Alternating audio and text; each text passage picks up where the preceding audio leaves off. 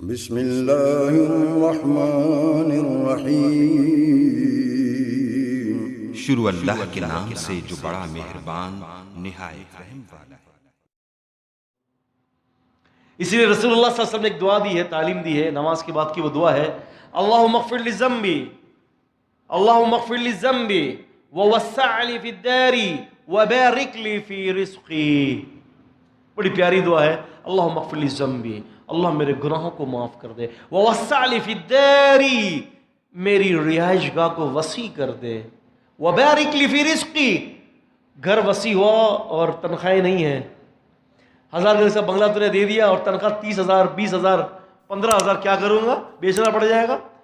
اللہ رزق میں بھی کشادگی عطا کر دے، کیا کر دے؟ رزق میں بھی کشادگی کر دے۔ اللہم اغفر لی ذنبی ووسع لی فی الداری وبارک لی فی رزقی، اللہ میرے رزق میں بھی برکت عطا فرما دے، جو تو مجھے رزق دے رہا ہے اس میں بھی برکتوں عطا فرما دے۔ اب جب رزق میں برکت ہو جاتی ہے نا عزیزوں، پھر یہ نہیں دیکھا جاتا کہ 10,000 آ رہے ہیں کہ 15,000 آ رہے ہیں، اس 10-15,000 میں ایسی برکتیں کر دیتا ہے کہ لاکھوں کی برکتیں پیدا کر دیتا ہے۔ اس فلسفے کو یاد رکھ لیں، انسان کا فکر کا جو محور اگر آخرت رہے گا نا